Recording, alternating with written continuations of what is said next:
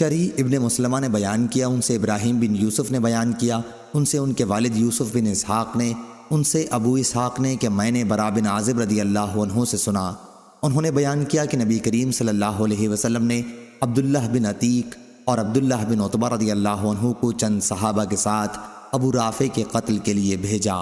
یہ لوگ روانہ ہوئے، جب اس کے قلعے کے نزدیک پہنچے تو عبداللہ بن عتیق رضی اللہ عنہ نے اپنے ساتھیوں سے کہا کہ تم لوگ یہیں ٹھہر جاؤ، پہلے میں جاتا ہوں، دیکھوں صورتحال کیا ہے۔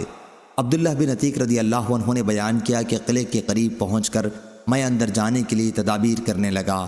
اتفاق سے قلعے کا ایک گدھا گم تھا۔ انہوں نے بیان کیا کہ اسی گدھے کو تلاش کرنے کے لیے قلعے والے روشنی لے کر باہر نکلے۔ بیان کیا کہ میں ڈرا کہ کہیں مجھے کوئی پہچان نہ لے، اس لیے میں نے اپنا سر ڈھک لیا جیسے کوئی قضائے حاجت کر رہا ہے۔ اس کے بعد دربان نے آواز دی کہ اس سے پہلے کہ میں دروازہ بند کر لوں، جسے قلعے کے اندر داخل ہونا ہے وہ جلدی آ جائے۔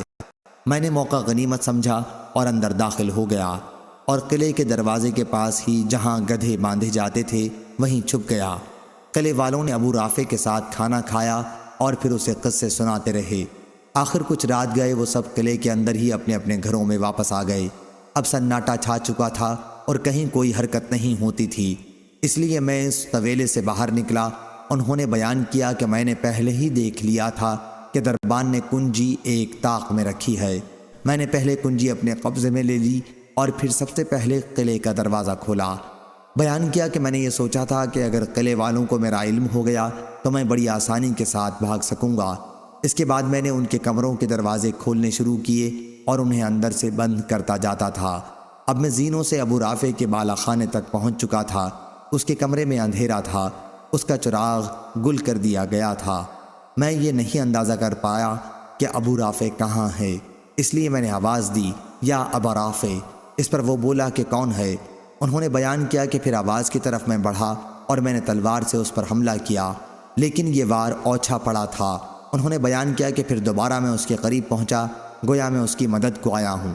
میں نے آواز بدل کر پوچھا، ابو رافع کیا بات پیش آئی ہے؟ اس نے کہا، تیری ماں غارت ہو، ابھی کوئی شخص میرے کمرے میں آ گیا اور تلوار سے مجھ پر حملہ کیا ہے۔ انہوں نے بیان کیا کہ اس مرتبہ پھر میں نے اس کی آواز کی طرف بڑھ کر دوبارہ حملہ کیا، اس حملے میں بھی وہ قتل نہ ہو سکا۔ پھر وہ چلانے لگا اور اس کی بیوی بھی اٹھ گئی اور چلانے لگی۔ انہوں نے بیان کیا کہ پھر میں بظاہر مددگار بن کر پہنچا اور میں نے اپنی آواز بدل لی۔ اس وقت وہ چت لیٹا ہوا تھا۔ میں نے اپنی تلوار اس کے پیٹ پر رکھ کر زور سے اسے دبایا۔ آخر جب میں نے ہڈی ٹوٹنے کی آواز سن لی تو میں وہاں سے نکلا، بہت گھبرایا ہوا، اب زینے پر آ چکا تھا۔